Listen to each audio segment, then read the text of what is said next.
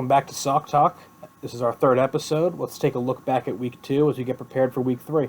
We had some big changes in the power rankings, a few trades we're going to go over, and possibly one of the biggest upsets in Sock League history. So let's just get right into it.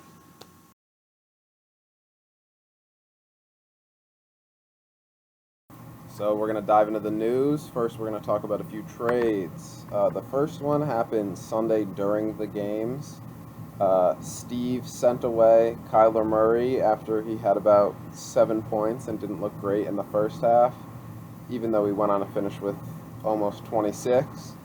And Devontae Parker, who's been very underwhelming this year, plus a third. He got back Carr, Robert Woods, and a Matt's 2024 second. So how do you feel about that? I don't think it's like an unfair trade. I am always biased towards mobile QBs. If you look at my team's history, Cam Newton, Lamar Jackson, Jalen Hurts, I just think they have a better edge when it comes to scoring in fantasy with their rushing abilities. Yeah. It was a little confusing, but I could also understand Carr having Devontae Adams now and looked pretty good in their week 1 loss and even week 2 loss. I don't know. I mean, yes, Matt's 2024 second might as well be pick 13 or 14, so it's still an early second, but I don't know. It's kind of confusing. I'll say that. Yeah, I think you probably lose about like 1.5 points a game dropping down from Kyler to Carr because of probably that rushing ability. But I think Woods is probably a better like flex play right now than Devontae Parker, who's basically done nothing all year. Woods also hasn't been great, but first year in Tennessee could be like still getting used to that offense, and Tennessee's offense just hasn't looked great as a whole. And I think that probably will be a pretty big pick upgrade. You move up a year, and it's Matt, who historically hasn't been one of the best teams, so could be like an early second in 2024. He also could then possibly use that pick to go flip it for another talent if he is trying to win now. So pretty fair trade, I think. Yeah, I mean, we'll definitely have to see in the future. It is also interesting that Evan went out and got Kyler, as he does have Herbert as a starting QB. So he has 2 great options now, but you can only start one. I think he's already been trying to deal him away, so it might be like a get him and then flip him type of thing. But yeah, maybe wait till somebody needs a quarterback down the line. Yeah. The next trade we have also involves Steve. This is between Steve and Zach. Zach received Mike Evans, and he sent over to Steve Van Jefferson, a 2024 first, a 2025 third, and 100 FAAB. Yeah. I think Evans is getting on the older end. He's 29 now. The return, I don't hate, but I don't love either. Steve is kind of in like a win now window, not having any of his picks for 3 years. So if you're going to blow it up, you're just helping other people's teams probably more than your own. Van Jefferson was a wide receiver 3 last year. I think he finished as 36. So when he gets healthy, if he could carve out a role like he did last year for the Rams, I think he could be a valuable piece for them. The first, I don't know if you're getting much more for that than Evans, but I'm surprised he maybe didn't pivot to just try to get a younger player who can help him win now, better than a Van Jefferson type, and then maybe only a second instead of the first. I don't think it's a horrible trade. I think I like it, and it makes more sense though for Zach, who is all out trying to win now, get a receiver that's always basically finished top 15 in his career. Yeah, I have to pretty much agree with a lot of the things you said. I understand that Evans is older. I think he's 29, going to be turning 30 pretty soon. But I'd either like to get a first this year or not necessarily somebody much better, but somebody either better or younger than Van Jefferson. Again, Jefferson's been hurt the first couple weeks we hasn't played. And with Cooper Kupp and Allen Robinson kind of already building his resume in Los Angeles, is there going to be a lot of room for him there? And I think it's a great move for Zach. I mean, Evans is a guy, I think in his career he averages 1,200 yards a season and at least 10 touchdowns. So, like I said, I think this one favors Zach, not as easily as I originally thought, but I think there's a decent gap in value there. Yeah, Evans also hasn't looked tremendous this year. I think he's put up like 9 points in both of those games. I wouldn't necessarily be worried about that. They've gone against like pretty decent defenses, like the Cowboys, which and the Saints Yeah. with Lattimore. So I think Evans turns it around, but who knows? This could also be the year where he kind of takes that step back, especially with defenses focusing on him more without like Godwin there right now. No AB who was there last year. So injury wise, I think the only major severe injury was to Trey Lance, who fractured his ankle. Did not look great. He's gonna miss the season. Um, it You'd hate to see that for a young mobile player. I think Cherry bounces back fine. He's got Tua, who has been doing great so far, and Brady, who's consistently been great. So getting to pick between those two guys, probably not going to be much of a drop off at all. And then that kind of brings Garoppolo back into the starting mix. How do you think that kind of affects the 49ers team with Garoppolo instead of Lance? I think it's a boost for Debo Samuel. I think a lot of people said that Lance had a very good repertoire with Ayuk, whereas we saw last year, Garoppolo liked to do the check down, swing passes, short stuff to Debo, as well as having him in the backfield. Also, I think when Kittle comes back, it's a boost for him because I think even more of a favorite target other than Debo for Garoppolo was Kittle. Yeah, I think they also might just help the running backs a little, even though they're falling like flies there. Yeah, I'm pretty sure TDP, he's out for like 6 weeks now. Elijah Mitchell's already out for I think another 7 weeks. Yeah, but they might go. I feel like with Lance, they were trying to get some like designed QB runs. Those might just be handoffs now because you're probably not going to run a designed run with Garoppolo. Yeah, I would assume it's going to be probably a split backfield with Debo and Jeff Wilson. Yeah, maybe Jordan Mason getting a few touches in there too. Potentially. Then there were no other like major injuries. One thing I did find kind of weird was the Pittman and Gabe Davis. They both missed. I feel like they didn't even really pop up on the injury report much earlier in the week. And then it was like Thursday, it was like limited practice. And then Friday, it was like, oh, you're not playing. Yeah, actually, the Gabe Davis injury came in at like. I remember because I was coming home from MetLife Stadium to watch that shit show between the Panthers and Giants. And the Gabe Davis injury popped up at like 5 o'clock Sunday night. So I'm like, okay, my only other option is I have to put Christian Watson in. Yeah, I don't know if they're not. They don't seem like serious injuries. Same thing like Connor kind of got banged up, and a few other guys, but they're all pretty much day to day. But I wonder if they got hurt in practice or if this is just like a new thing teams are doing where it's kind of like not really putting anything out there until that Thursday, and then if you log a limited, it could be like oh, this guy probably won't play this week. So just something to kind of look out for earlier in the season. But other than that, we don't really have much else news to talk about. No other trades, and it was good that most of the players stayed pretty healthy. So I think we just dive right into the power rankings. Let's go.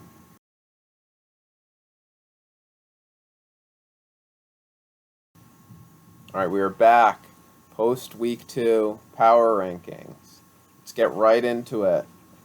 We have a new number 12, and it is Cherry. Cherry's 0-2. He moved down 2 spots. Last week he only put up 93.8 points, which was good for the league lowest. He did lose Lance, like we talked about in the news. He's out for the year, but Tua and Brady are not bad replacements. Tua's looked really good this year. Brady, maybe not as much, but we all know what Brady can do. He doesn't really care about September.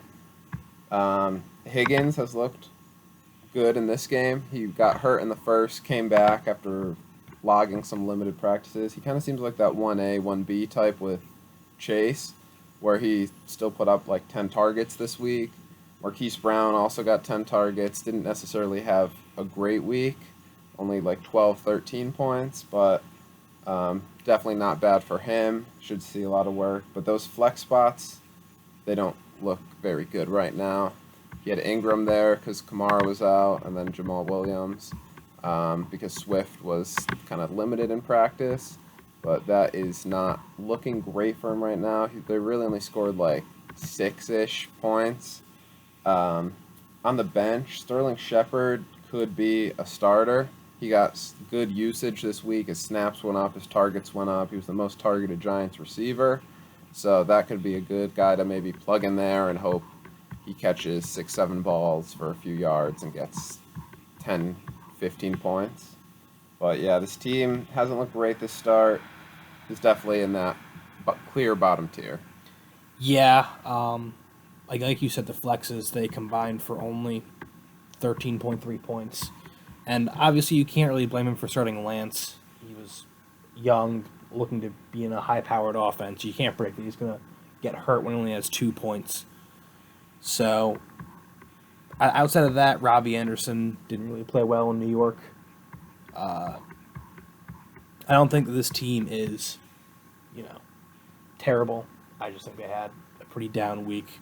A lot of guys underperforming, not doing really what they were supposed to. Yeah, he does have one of the highest max potential points for, which is almost around 300 when he's only truly scored 198. So this has just been a lot of bad managing by Cherry. If he just gets the right starters in, team could look a lot different coming around. But for number 11, we have you still in that same 11 hole. Haven't fallen down to 12 yet. Also haven't moved up. 0-2 on the year. Put up 103.22 points last week. Hurts has looked amazing so far. Clearly your best player. He's looked really good as a runner, which we all kind of knew, but he's looked pretty good passing too. Montgomery looked great last week after the poor week 1 performance. 15 carries for 122 yards. Some really good physical running. Only 2 catches. Maybe want to see a little bit more in the passing game, but I'm sure he will also find the end zone at some point in this year, and that could be a big boom week for him. Watson, I don't think you wanted to start him, but he really only looks like a gadget player. His 3 catches were basically like end around sweeps, but instead of pitching it behind, they just pitched it in front, which does count as a catch, but it did not look very good. But a bright spot, maybe Irv Smith is your weak tight end solution. I think he put up 14 points. Yeah. Had a touchdown, was targeted a lot. Did also drop a wide open touchdown, so he hasn't really looked great, but I think their focus was clearly Jefferson.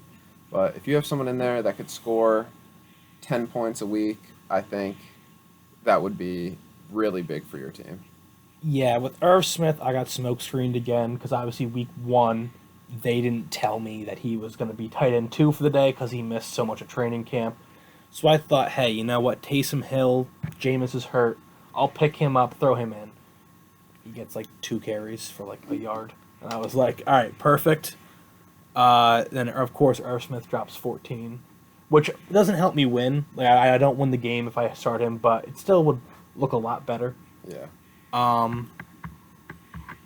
Yeah, and obviously Christian Watson, I didn't want to start him, but Sunday at like 4 o'clock, Gabe Davis was pronounced out, and I was like, shit, he's the only receiver on my bench that I have yet to play. Yeah.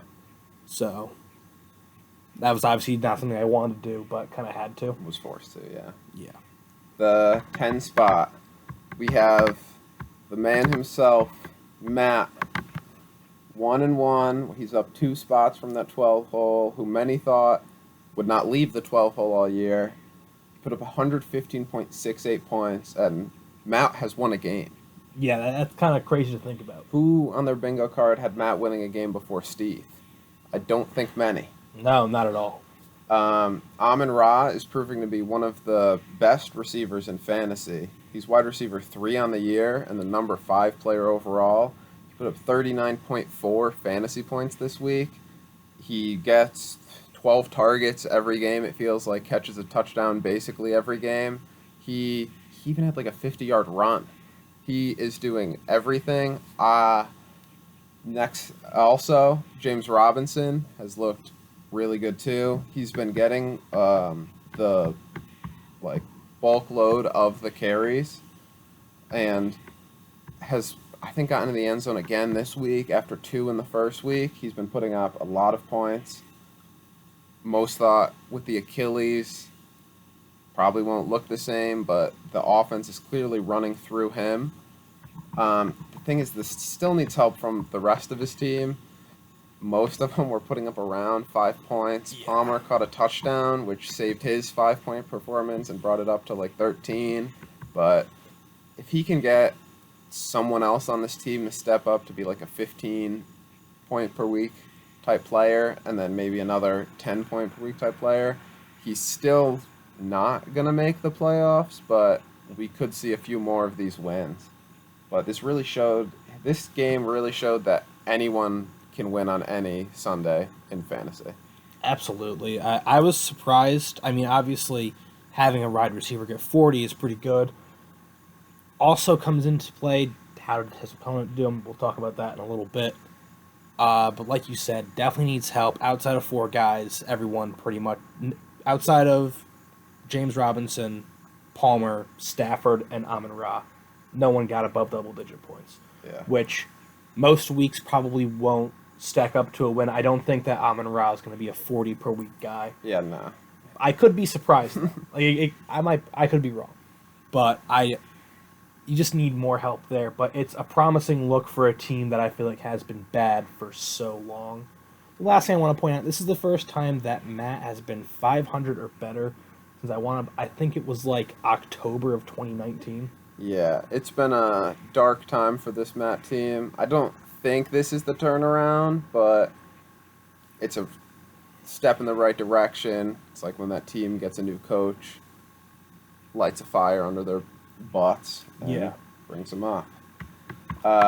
Number 9, we got Steve. 0-2. He's down a spot. Put up 118.68 points. Henry and Cook both had pretty bad weeks, but I think that kind of has to do with their teams were getting killed. Henry didn't even play past like halfway through the third quarter because the Titans were down 40, and the Vikings offense looked pitiful, and they were down, so they had to pass the ball. I think that's not going to be the norm for these guys. They are both struggling this year, but if they get into like a positive game script, I think their teams will try to run through them. The Titans, we know, have some easier opponents coming up on the schedule. Their whole division has looked horrible, so besides the Jags, but they're not really a juggernaut. But I think brighter days are ahead for those two. Aaron Jones put up 32. He got more carries. That whole Packers offense looked better. I think that's a promising sign. I think he's still going to have a good year. And then Corey Davis did well on the bench again. I think he scored over 10 in each of these games. Caught a touchdown, a big touchdown this week. Maybe not in the most amount of targets. I think if he gets in another depth piece for this team, which is needed, like you've often said, he needs Hopkins to come back. And then, yeah, with trading away Kyler and Evans, kind of puts this team's future and what this outlook is into question. Evans has been a top player for years. Kyler, good mobile quarterback like we talked about earlier. I don't think he got horrible replacement at QB, but his wide receiver room kind of looks pretty iffy now until Hopkins comes back. So we'll see what this team decides to do, if they try to add another stud receiver with some of these picks they got in these trades, or if they're just going to try to kind of do wide receiver by committee. We've often talked about with Trevor, he'd lose one game early in the year. Is it time to panic, as he has one of the best teams in the league? And then Trevor would basically win out. I think this could be the case, but Steve might already be panicking. So, I don't know. It's tough to say which way this team will go. Yeah, on the topic, he did put his entire team on the trade block, which, again, I think it's an overreaction.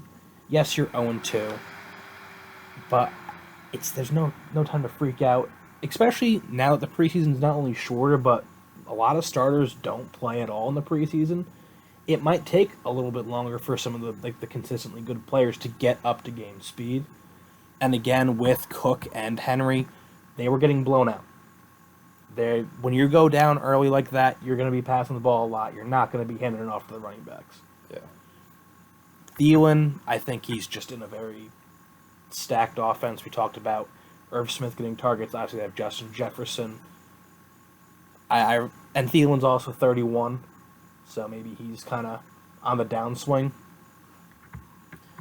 And yeah, he just needs something else.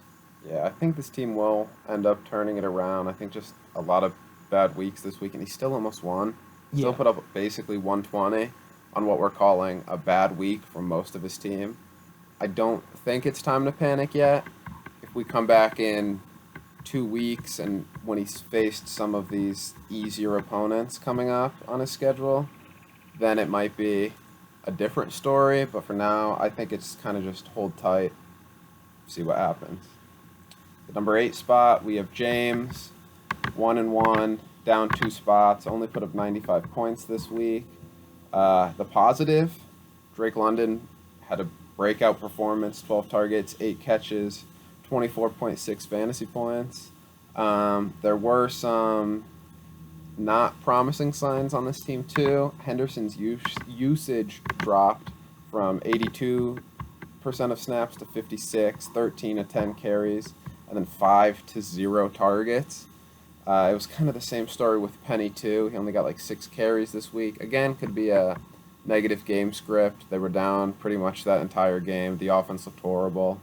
But this was a big, underwhelming week for James. I think he can bounce back in the future, win a few more games, try to fight for that 3rd playoff spot. But just a lot of poor performances all around. Yeah, obviously you can't control Dalton Schultz being hurt. I don't know what quarter he left in, but he also had a fumble that game, so that also hurt his score. Penny, I didn't really catch the Niners game that much, but if the final score is 27-7, I doubt that Seattle was running the ball much past the first quarter. I don't hate James's team.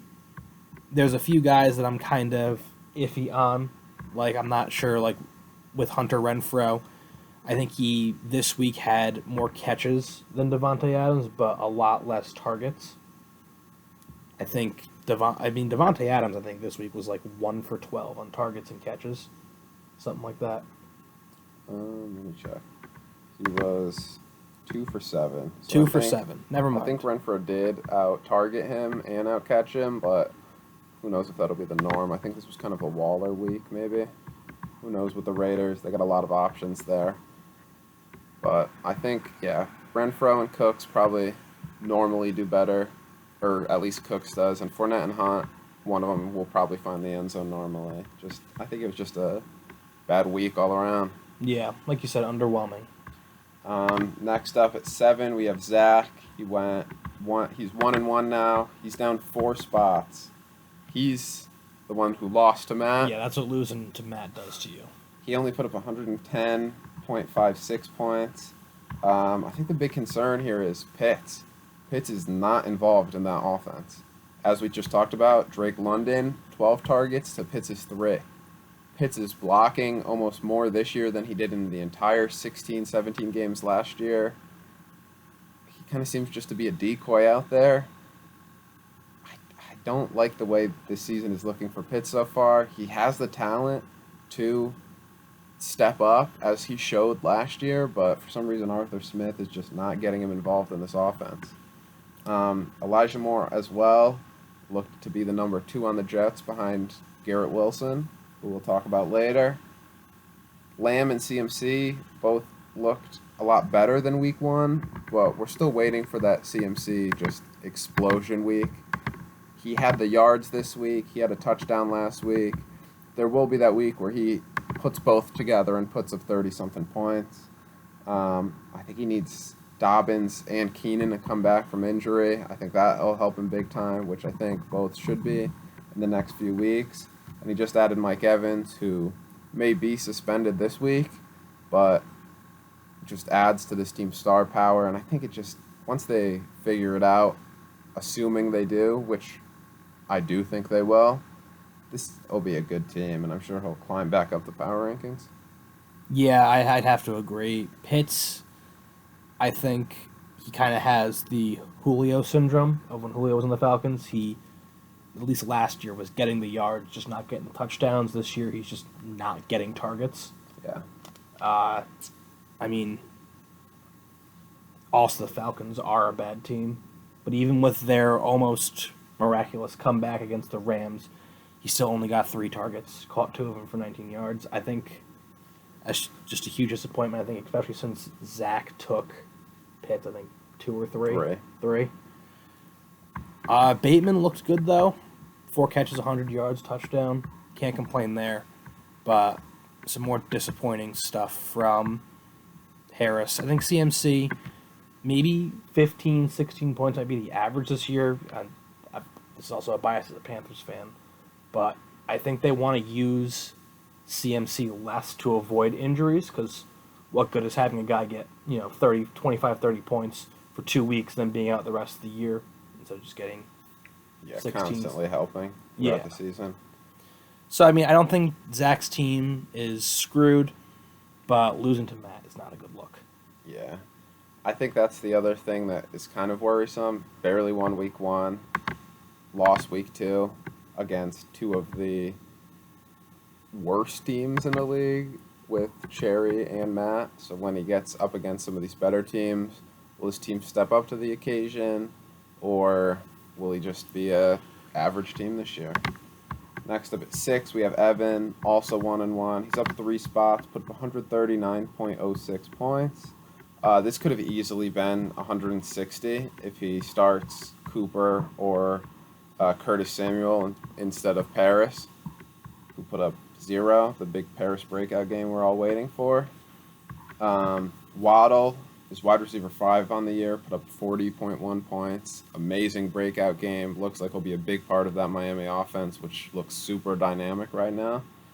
And Cooper, Williams, and Devontae all took huge steps up from week 1, where we were talking about, like, they're all putting up 5. This week they were all putting up basically in the 20s. The only thing that's iffy about this team is Zeke is not looking good right now, and that really hurts this team's RB room. Miles Sanders is looking fine, but really nothing to write home about either.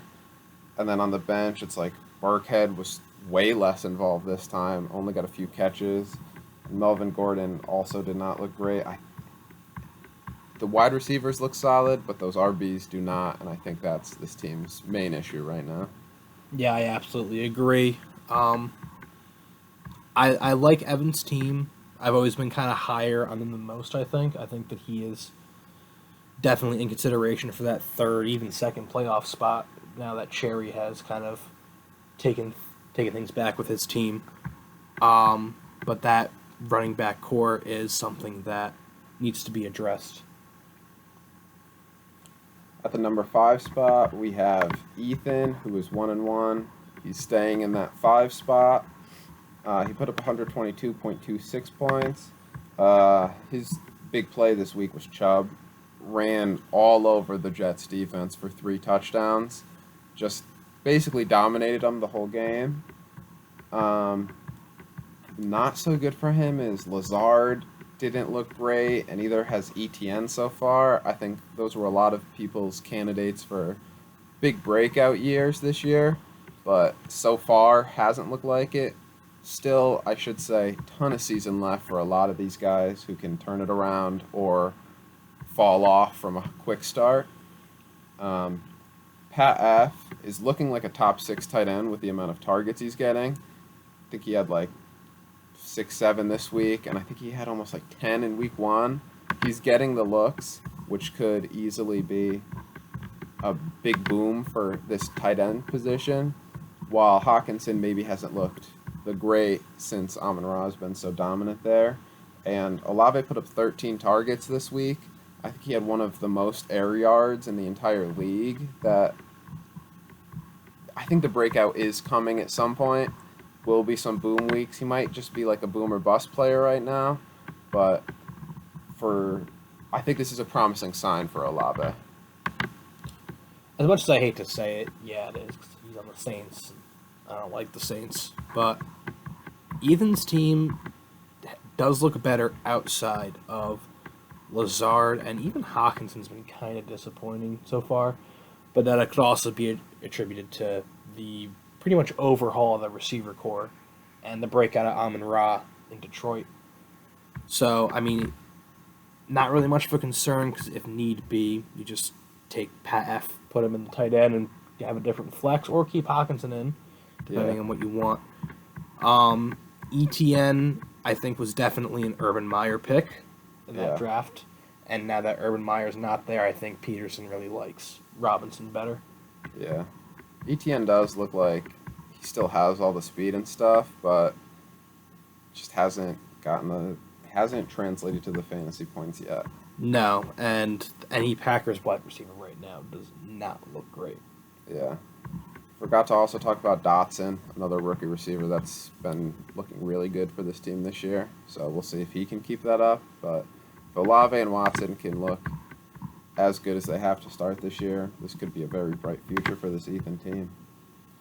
But in the 4 spot, we have myself. I advanced to 2-0 this week. I'm in the same 4-hole. Put up 107.14 points. Wasn't my strongest week. Swift and MT have both stayed really good, built off that week 1 performance. Both probably didn't do as good as week 1, but that's what I like to see out of them, around those high teen point markages. Sutton put up 11 targets for 19.7 points with Judy out. He's always kind of really taken that step forward when Judy's been hurt. They'll just be, will this relay over when Judy's back, or will they just kind of eat into each other's workload and kind of limit them from wide receiver 1 potential and have to stay more in that like wide receiver 2 to 3 range. Primetime Cousins, he looked like Primetime Cousins last night. Oh, yeah. It was really ugly. I don't think that's going to be the trend for him. I'm hoping it's not. Get him back on Sundays. 8:30's past his bedtime. We got to play at 1, get those fantasy points, and let Kirk go to bed. And I think the main issue right on my team right now is just that last spot in my starting lineup. First week it was Galladay, did nothing. This week it was Chark, who I put in, 0 points. He did have one wide open, what could have been a breakaway touchdown, but Goff just missed him. He might have also had a drop in there at some point, but did have some targets, but he hasn't looked great, and there's no one really on my bench stepping up to command that role. I think if Kittle comes back, maybe I just run with Kittle there, but that's the main issue on my team.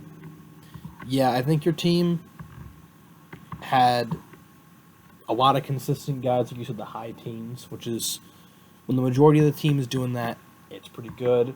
Barkley did the exact opposite of what we said last year against Carolina. He was kind of shut down for, I think at halftime he had 12 carries for 0 yards. Yeah.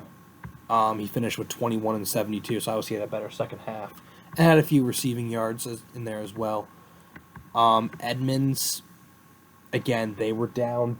The Dolphins were down big, so they resorted to passing, so he wasn't going to be involved too much, although he did get 3 targets and a reception. Yeah, it kind of looked like Mostert was they were splitting time almost exactly 50-50, which you don't love to see with me having Edmonds, but they also just, all their points were through the air. Oh, yeah. So, I mean, when you have Waddle and Hill, yeah. It's hard to ignore that for the run. But yeah, I think your team is in a good spot where it is right now coming into the next few weeks. Yeah. For the number 3 spot, we have Griff. He is 2-0. He's up 4 spots. Put up 144.18 points. Garrett Wilson broke out for this team. 30 points, 2 touchdowns. I was screaming for joy when he caught that last one to win the game against the Browns.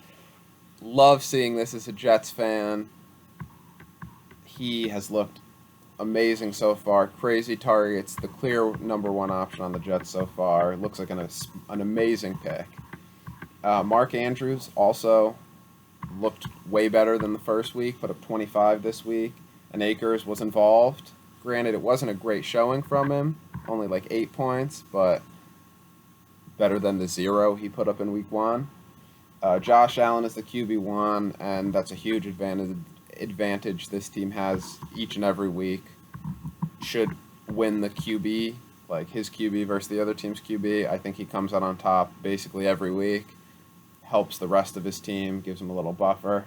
And he won that game without a great Jefferson game.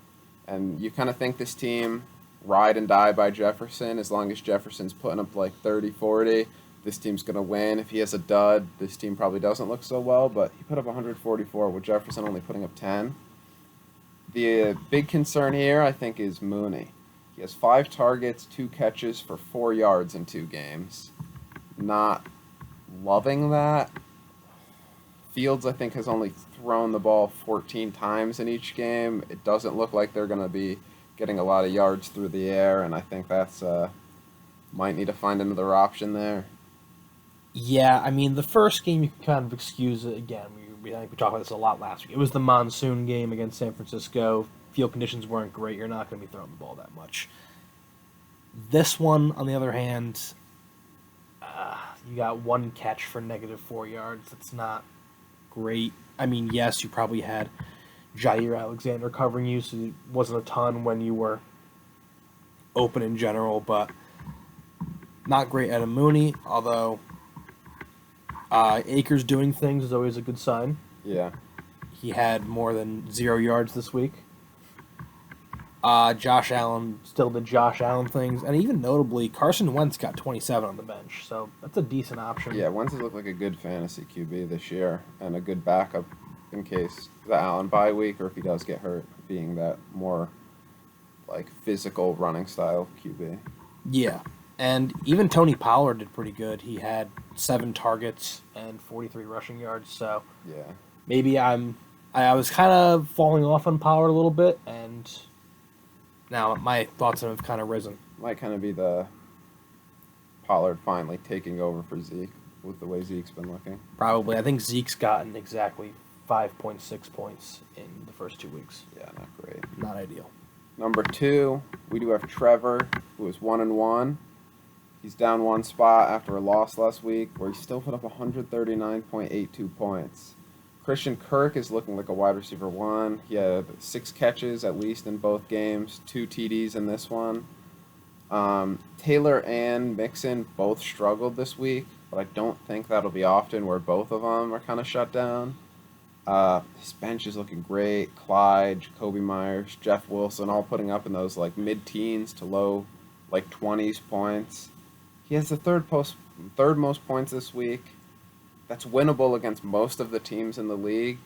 I'm not concerned at all. Just ran into a team that was having a juggernaut type week this week.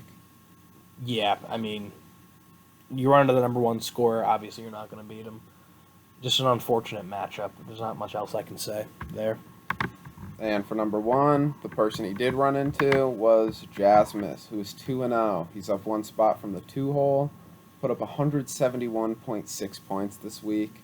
118.6 of those points came from his big 3, being Cooper Kupp, Stephon Diggs, and Tyreek Hill. Lockett and Allen Robinson both bounced back on the bench, putting up like those mid to high teens points. The issue's still here. I've kind of been saying it every week because it's the only issue, is 11.9 total points combined from his QB and tight end position. If the receivers are going to carry you through, which these 3 definitely can, it's not an issue, but if they have a more average week, the QB tight end could end up costing him a matchup down the road. It's not a concern yet, but Fields hasn't looked great. He's probably waiting for Watson to come back from the suspension. Tight end, don't really know what the solution is there. But also on the good side, Eckler looked to be back, 18.4 points. There was a little concern in that first week, but yeah, this team is looking very strong right now. Oh, yeah. The biggest concerning thing for the team is by week 7, Diggs and Hill both not going to be in. How will the team do without them? If Jacobs can step up, Eckler can continue to get, high teens, low 20s points, and Fields to find some way to do things, I think this is okay. But like you said, QB, tight end, not great. But if you can put up 170 and only get 11 of those from a QB and tight end, that's a pretty damn good team. Yeah. So that's going to wrap up the post week 2 power rankings, and let's get into some matchup previews.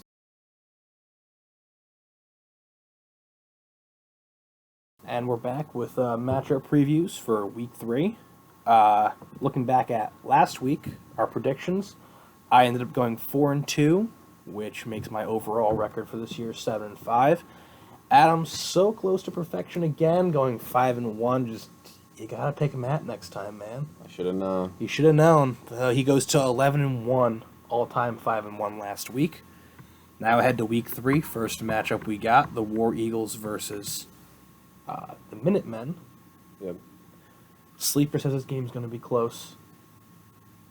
No, it's not going to. It would be nice if, like Diggs and Hill and Waddle could be like under 15, like they're saying. No. Players I don't like in this matchup coming through. Singletary in general, he's in a split backfield. He usually has that like receiving back appeal, really hasn't done a ton of that. And Jarvis Landry, I think he's more of a touchdown dependent guy, so we'll see how he does versus Carolina. Maybe if Mike Thomas struggles against Carolina secondary, maybe he opens up Landry for some better options. But players I do like, Hurts versus Washington, we talked about it earlier. Hurts has looked great as a passer, let alone as a runner. I also like Eckler versus Jacksonville and Jasmus' entire wide receiver core. And I will say that Jasmus wins this one. I think I kind of do agree with Sleeper on this one, and I think this one is going to be like sneakily close. I think this Jasmus wide receiver room kind of might have like a hangover game. Kind of what we saw from Jefferson week 1, putting up 40 to then only putting up 10. I don't think all 3 guys are going to put up 10, but the Bills have had a pretty good defense, been shutting people down. That could not mean great for Hill. But I think they might not all put up 30 again or 40, whatever they did. And I do think his RBs probably step up more in this case. I do have Jasmus to win, but I think this one might be a matchup and not just a blowout. Fair enough. Going to the next one, we just talked about me. Might as well talk about you. We have What Would Jones Drew versus the Dragons. There's not really a matchup to watch in this one. They're all like small matchups, like good players. Like I think I highlighted Michael Thomas versus CMC, Barkley versus CD, stuff like that, where it's like good players on either team. I actually don't like Michael Thomas versus Carolina. Carolina has done pretty well against the pass the last 2 weeks. Yes, they were going up against Jacoby Brissett and Daniel Jones, but how much more do you trust a Jameis Winston with fractured ribs or a fractured spine, something like that? I also do not like Edmonds versus Buffalo.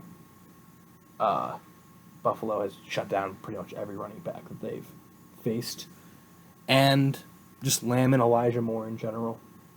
I think they're...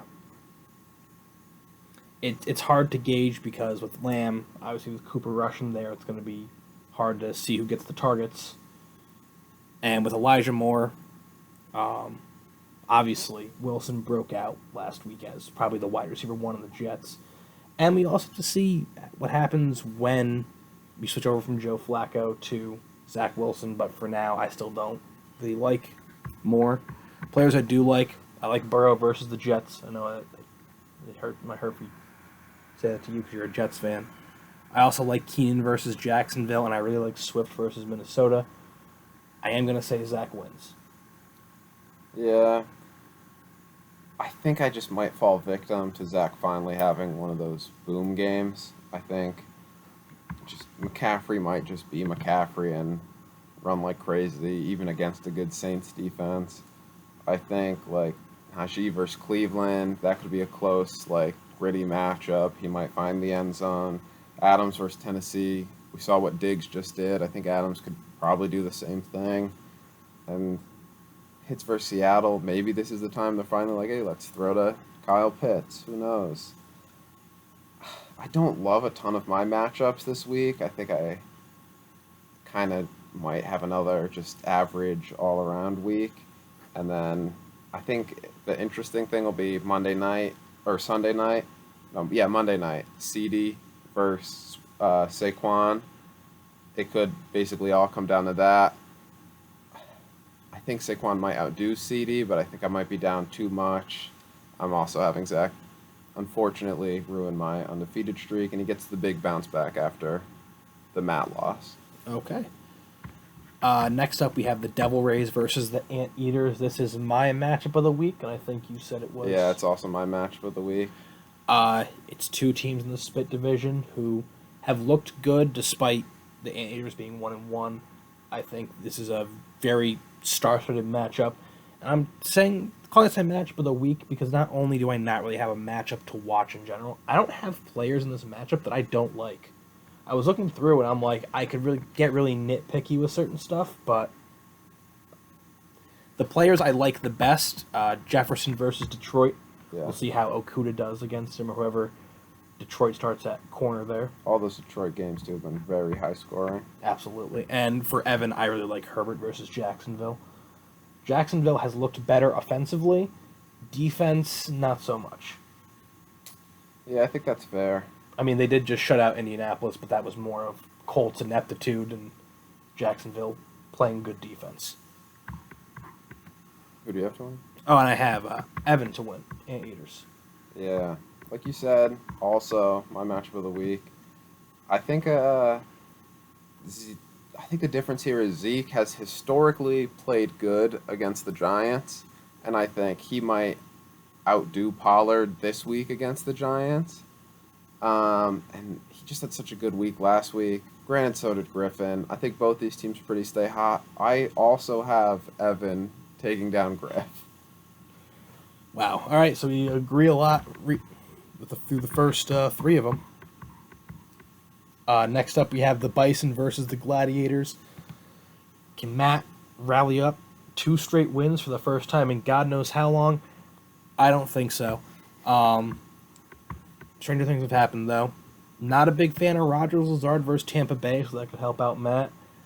But I'm also not a big fan of Isaiah McKenzie versus Miami, especially if Gabe Davis comes back. Definitely going to eat into that minimal workload he got last night. Really like Amon-Ra versus Minnesota. Also like Hawk versus Minnesota as well. I think maybe this is where Hawk takes that jump, where maybe they focus a lot on the wide receivers, giving him some openings. And I also like Pittman versus KC and Palmer versus Jacksonville. Like I said, I like Herbert versus Jacksonville as well. So I'm going to say Ethan wins. Yeah, I think Keenan comes back this week, and I think that hurts Palmer probably a good bit. I don't think Amon-Ra puts up like 40 again. I don't think Matt wins, but enjoy your week, Matt. Great win this one. We're all very proud of you. Just don't think I see it happening again this week. So, yeah, Ethan. Okay. And next up, we have wide receiver U versus the Crusade. Matchup to watch in this one is KC versus Indianapolis. That's going to be a fun game with like Mahomes, Jonathan Taylor, Matt Ryan, Travis Kelce. Not really players I don't like in this one. I think everyone has at least an okay matchup for who they're playing against.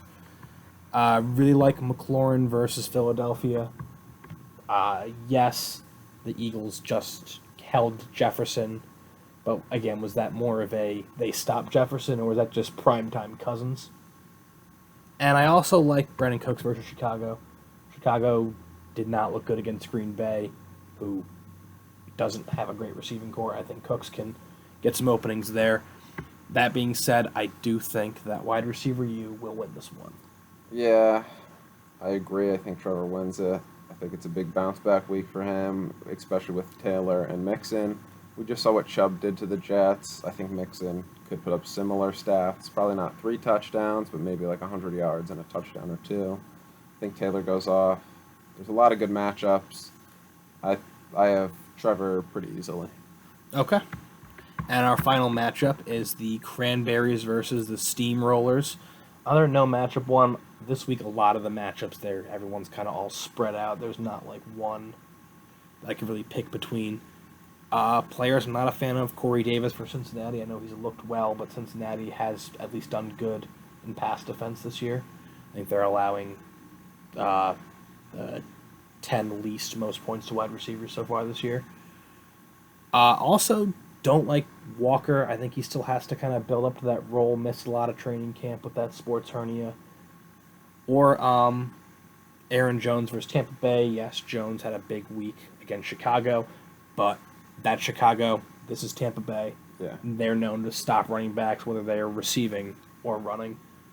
I do like Kelsey versus Cincinnati, or versus Indianapolis, Yeah. and I also like Gibson versus Philadelphia. I think that the receiving back is something that's gotten Philadelphia in a little bit of trouble so far this year, especially with how Swift did week one against them.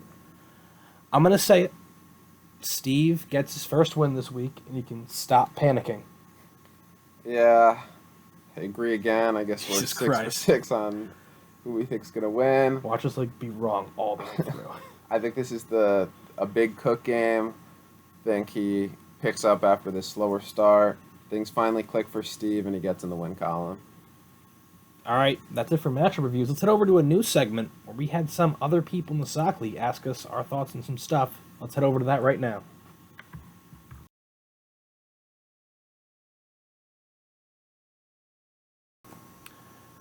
So we're going to have a little new segment here on Sock Talk. We decided to let other members of Sock League kind of ask questions that they might want to hear our thoughts on. So the first one that we have to ask, it comes from James. He asked, what do you think Steve's plan is for the future? I'm concerned, to say the least. I think maybe trading Evans now would be the best value he got. I'm not sure. He has his whole team on the trade block. I don't think it's smart to just blow it up after 2 bad weeks. It's not like he was getting killed. It was just an unfortunate set of matchups. I think he lost this week by 4 points. I hope his plan isn't to try to blow it up because he doesn't have picks, but we'll see how it goes. Yeah, it's kind of up in the air right now. He went all in and now seems to be regretting that decision. It seems like it's also like tough to be like, hey, my guys are underperforming. Let me, the Ryan Classics, sell low, buy high. But it's kind of up in the air. Like you said, no picks for the next 3 years. If he blows it up, what's he gonna do? Just stink and then not get any high picks because he doesn't have his own. And So basically, Matt 2. yeah, or I think that was always kind of like the long-term outcome of this, but going all in this year, maybe sell next year and just commit to the rebuild, try to get a pick back or something. I don't know. I think a lot of these players will turn around their season, and he will still be competitive, but I guess only he really knows his plan right now. Absolutely, yeah. We also got 2 questions from Griff. He says, I genuinely think Jasmus will go undefeated. Do you guys think anyone will stop him from winning a championship? It's very hard to go undefeated in fantasy. I don't think anyone's ever done it in Sock League. I think you've always had that 1 or 2 losses. I think when the bye weeks come around, Jazz's depth has gotten better, but like I said, I think in power rankings, week 7, he has 2 of his biggest wide receivers on a bye. Maybe that's week where he stumbles. When it comes down to playoffs, as long as his team remains healthy, I think he has a very good shot to win the championship. But obviously anything can happen there as well. Yeah, I'd put his team and Trevor's team in that top tier right now as like the 2 championship favorites. Just I feel like an injury to Eckler or an injury to any of those big 3 receivers will drop his team, like, not drastically, but it will hurt a lot. I think he'd still make the playoffs, but I also don't think it'll be every week where those 3 combine for 100, over 100 points. Very well might happen.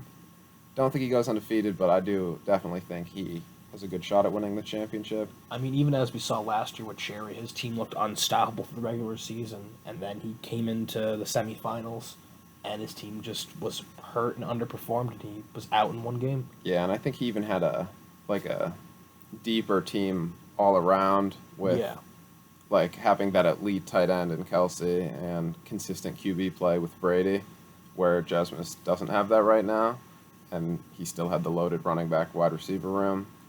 The depth, yeah, he does look better, but anything can happen. Matt can beat Zach, Jasmus can lose, so who knows? And then he also asked, at what point does Garrett Wilson enter Jefferson tier, and why was it last week? I did see Conklin, who played with Jefferson and is now on the Jets, said that Garrett Wilson kind of has that Jefferson type way he plays of like he moves so like fluidly and smooth and all of his breaks so in and out. The big question here, as a Jets fan and just fantasy wise, is this is all with Flacco. Flacco's not the long term answer there. When Zach Wilson gets in, he kind of liked Elijah Moore a lot last year. He was the number one. Will Garrett Wilson just take over all these targets? He's been getting open like crazy. Did have a costly drop that cost the Jets a first down last game too. Think he's on the right trajectory to Jefferson tier, but I'm not going to put him there yet. yeah, I have to agree with you there. I think he had a very good game this week, an incredible game almost, considering he didn't really do much week one. And another good young receiver breaking out early in his career, kind of like Jefferson did. Like you said, though, you got to see what happens when Wilson comes back. Yes, Flacco really liked him, but he's not going to be there forever. Yeah. So we'll see. Even if he doesn't hit that Jefferson tier, though, I think he could easily just be like a top 10 receiver for a long time. Maybe not that top 2, 3, but he's looked amazing so far. Oh, yeah, absolutely. Evan, GM of the Anteaters, asked us, what are your thoughts on wide receivers exploding, getting a lot of points, and running backs disappointing to the point where they're being almost useless? I don't think running backs have been almost useless, but it definitely has been a wide receiver like friendly type league so far. The number one running back right now is Chubb, and he has 6 receivers ahead of him. But like Chubb, Barkley, Swift, like Taylor had that huge week. Aaron Jones has had a huge week. Kind of similar to what those wide receivers. I think it might just be to do with the league has for years now been shaping more towards like a pass heavy league more than like run the rock type league. Yeah. So I think that's what those receivers are doing, and it's just a ton of elite talent at the wide receiver position right now in the NFL. So I think it kind of evens out, but unless that running back's getting like multiple like targets a game too and finding the end zone, they might not be that as good as the high end receiver. Yeah, I'd have to agree. I mean, guys like Zeke, Henry, Cook really haven't performed amazing through the first 2 weeks. CMC hasn't been the guy he was. He's still doing, I think hasn't gotten below 15 yet of the first 2 games. But I think you look at receivers where you have guys like Waddle and Hill on the same team both put up 40. Diggs put up 40. I think we saw a big explosion in passing yards, especially right now. We'll see how that evens out in the line. Also, not a ton of young running back talent breaking out at the moment. Like, obviously, you had guys like Dameon Pierce, Breece Hall, James Cook, who were kind of highly touted going into the season. Probably taking them a little bit to get up to speed there. So we'll see how that works out. Also, if you just look at the past few years' drafts, it's like, oh, this one has 6 receivers in the first round. So does this one. So does this one. It's been some wide receiver heavy draft classes, so that could have something to do with it. And then also, lost my train of thought. So we'll just move on to the next question. The next question was from Trevor. He asked, any surprises so far this year? Individual players or just teams in our league? I think the biggest one for me has been Amon-Ra St. Brown. I knew he was good.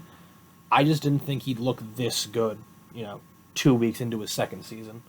Especially because I was concerned Detroit got a lot of wide receivers on top of the ones they already had. So that's been a big surprise. For my sock league surprise, I'd probably say Steve losing the first, Matt getting a win before Steve, probably. I thought Steve's team was going to look very good, especially the first 3 or 4 weeks before buys kicked in. And it's not that he's looked bad, it's just he's had a few tough matchups. Uh, this has to do with Steve's team, and then also the last question. A lot of sitting out in the preseason, so I think that could do with the wide receivers versus the running backs. Like running backs didn't play like a snap. Granted, wide receivers didn't either, but I think it's kind of easier for the wide receiver to just step on the field and go. I think running backs, they kind of like getting in grooves. Yeah. So that could be it. And the same thing with Steve's team. It's like running back focused, and with those running backs struggling a little bit in the air, it's just going to take them to, they all found the end zone and they're good. But yeah, I think Steve's team has been a big surprise in the sock league so far. And I think there's been a few players that, like you said, Amon-Ra, I thought with like a healthy Swift and Hawkinson and bringing in some receivers, I thought he might fall down a little bit, but he's only just elevated more. And then who else was I going to say? Christian Kirk, I think. He looked like he would be the wide receiver one on Jacksonville, but I thought that would mean like a wide receiver low end 2 in fantasy. He's been a wide receiver 1 so far, as well as on the running back side, James Robinson and Clyde. They're currently sitting at RB5 and 6. So I think both of them coming off the injuries and just kind of down years last year, I thought they might start slower and maybe even get overtaken by some other guys, but they've looked great to start the year. And then on kind of the opposite end, I think some of the big surprises dud-wise, Mooney, who's looked not good at all. I think there were a lot of high expectations for him coming into the season. And I think the biggest one right now, dud-wise, has to be Kyle Pitts. He was going in the second and third round of redraft leagues, and some even higher in dynasty leagues, and he's putting up 2 points a game. It has not been good for him. I think he could turn it around, but I thought he'd be the focal point of that Falcons offense. Yeah, in Mooney's case, I think it's just that you look at Chicago, especially with Velus Jones being out. I'm not saying Velus Jones is any kind of good because we've never seen him play before. There's only one receiver in Mooney, and I'm sure teams are gonna be hey, let's just not let them pass the ball. Yeah, because they can't run the ball all game and still beat us. With Pitts, it's just Falcons. They're bad, and there's Drake London getting a lot of targets. I think that's a surprising thing that Drake London has basically already overtaken Pitts as the alpha on that Falcons team, where I thought it would be the other way of Pitts being the alpha and then London getting work off of how good Pitts was. And it is kind of surprising, too, because when Mariota was in Tennessee, his favorite target was Delaney Walker. So you'd think he'd go to Kyle Pitts more. I saw a funny meme where it's I can't believe I drafted Kyle Pitts in round 2 to watch him run block 40 times a game. Yeah. So, I mean, sad to see him dud, but what are you going to do? Yeah. Well, that's going to be all the questions for this week, and that's also going to conclude this week's episode. Reach out more if you have more questions next week. We'll kind of make this a segment as long as we get some questions, but I think this was a probably longer episode, but yeah, I think it'll be a good one. Hope you guys enjoy, and we'll see you after week 3. Absolutely. See you next week.